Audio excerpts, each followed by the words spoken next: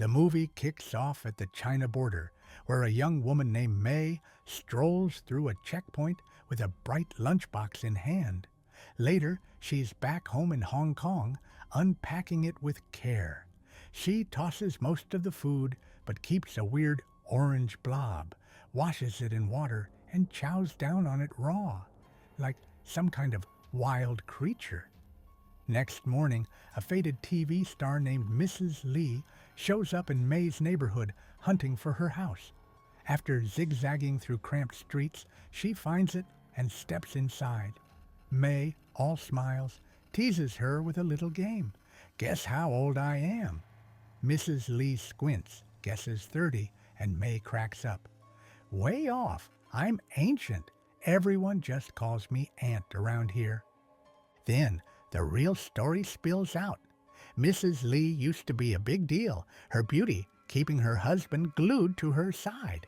But now, time's ticking, wrinkles are creeping in, and she's panicked about losing him and his wallet. Word on the street is Aunt May's dumplings are like a magic youth potion, better than any fancy cream. Desperate to stay gorgeous and keep her wealthy, Mr. Lee hooked. Mrs. Lee's here to give them a shot. May heads into her kitchen to whip up some special dumplings, revealing that her secret ingredient isn't just for looks. It's a magic trick to stop aging from the inside out. She pours her heart into making them perfect, then serves them to her guest, Mrs. Lee, with a nudge to eat them hot. But when Mrs. Lee takes a bite, there's an awkward moment. The taste is off, and one dumpling even plops onto the floor. May, cool as a cucumber, picks it up and brushes it off, telling Mrs. Lee to ignore the flavor and focus on the amazing results. She promises these dumplings will make her feel young again, better than any fancy cream. Convinced, Mrs. Lee shuts her eyes and digs in. Meanwhile, Mr. Lee is having a blast swimming in a pool, joking and flirting with the ladies around him. After his dip, he lounges poolside, getting a massage from a young woman. Things get weird when he starts getting too handsy and flirty, even cracking open an egg to eat something strange inside it. From her window, Mrs. Lee watches her husband's antics, her heart sinking as she wonders what this means for their marriage. Later, May swings by the hospital to meet a doctor. He hands her a box, but warns that he can't keep supplying her secret ingredient like before. May's a bit miffed, but stays quiet, grabbing the box and slipping out without a fuss. The next day, Mrs. Lee swings by May's place again, craving more dumplings. Curious, she asks about the secret ingredient, and May casually drops a bombshell. Fetus meat. Mrs. Lee laughs it off, thinking it's a quirky joke, and digs into the dumplings with gusto. Meanwhile, the scene shifts to Mr. Lee, who's tangled up with a young masseuse in a hotel room, clearly having a blast. His phone buzzes, Mrs. Lee calling. Annoyed, he spins a quick lie about being stuck in a big meeting. Later, back home, Mrs. Lee tries to spark some romance for their 15th anniversary, but Mr. Lee brushes her off, claiming another business trip. She's not clueless, she knows what's up, but feels powerless. He tosses her a fat check and tells her to treat herself. Deep down, she's terrified of losing him and the lavish lifestyle he provides. Desperate, Mrs. Lee starts showing up at May's more often. Those dumplings she once found odd, now she can't get enough of them. She even starts tossing out cooking tips to make them tastier, clinging to this strange comfort as her marriage crumbles. A few days later, May notices her client, Mrs. Lee, looking younger, her skin glowing, wrinkles fading. But Mrs. Lee, growing desperate, can't wait months for results. She's terrified of losing her husband. She pleads with May for a drastic, fast-acting solution.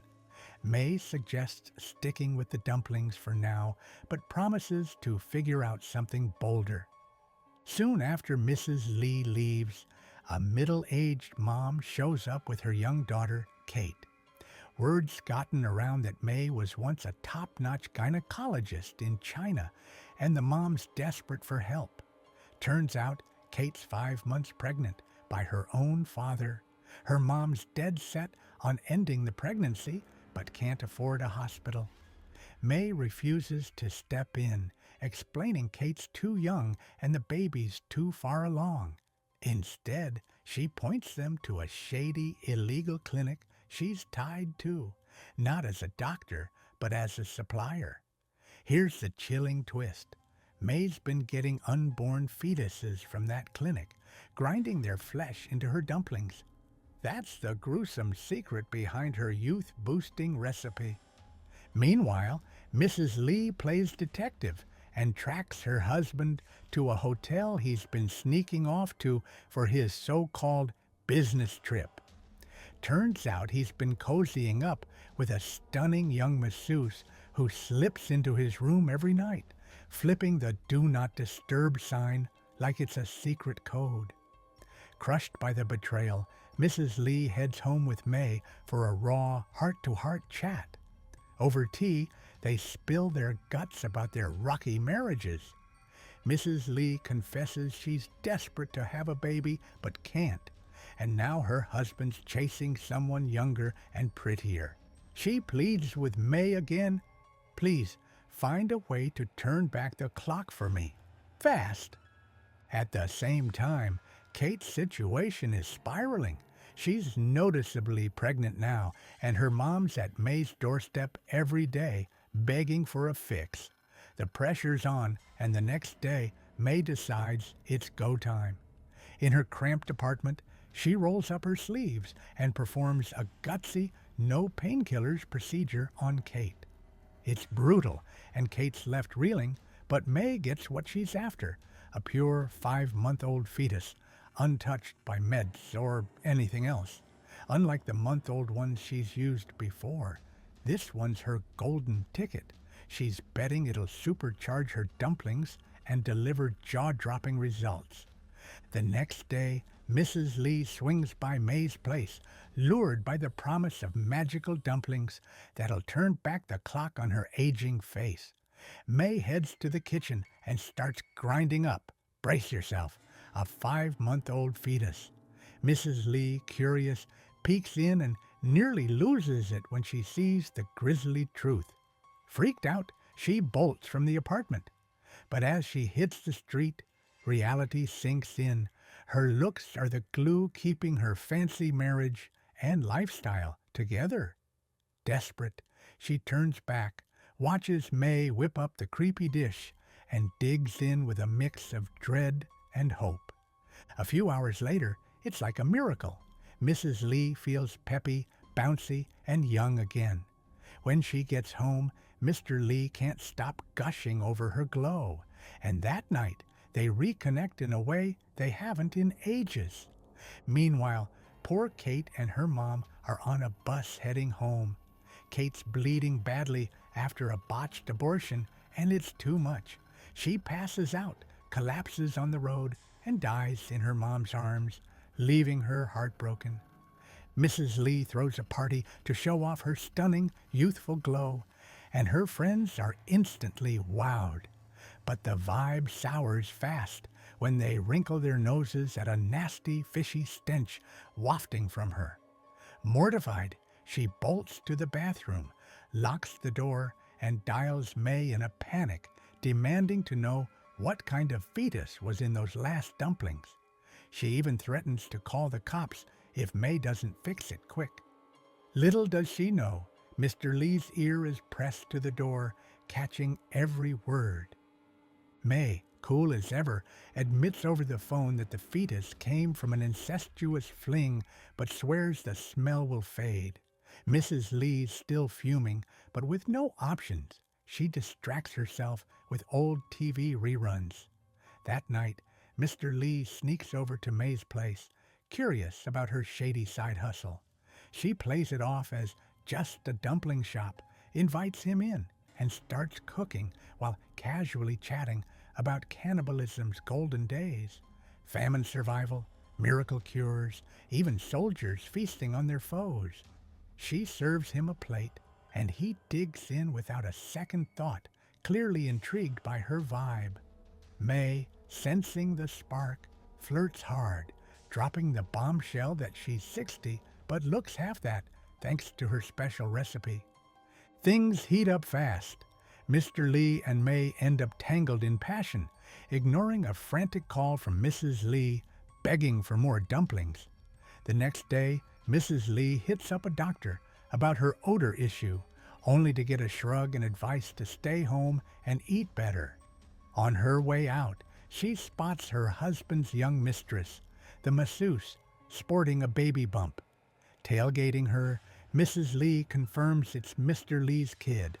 Heartbroken and desperate, she wanders the streets in tears. Soon she tracks May to a hair salon, waving a fat check and pleading for dumplings. May brushes her off, saying the supplies dried up. Stunned, Mrs. Lee storms out, just as Mr. Lee calls May for a secret meetup. Meanwhile, cops swarm Kate's apartment, finding her mom clutching a bloody knife after killing her husband for his crimes against their daughter. Word reaches May, and she bolts with all her stuff. Mrs. Lee swings by May's place later, only to find it crawling with police. Undeterred, she heads back to the hospital, corners the masseuse, and learns she's 5 months along with Mr. Lee's baby. Instead of rage, Mrs. Lee offers double her husband's payout to abort it. Drug-free, of course, hinting at her grim plan. The masseuse agrees, and soon Mrs. Lee's slicing up the fetus for her own beauty-preserving dumplings. The story wraps with May slipping through the streets, baggage in tow, while Mrs. Lee perfects her gruesome recipe, chasing youth at any cost.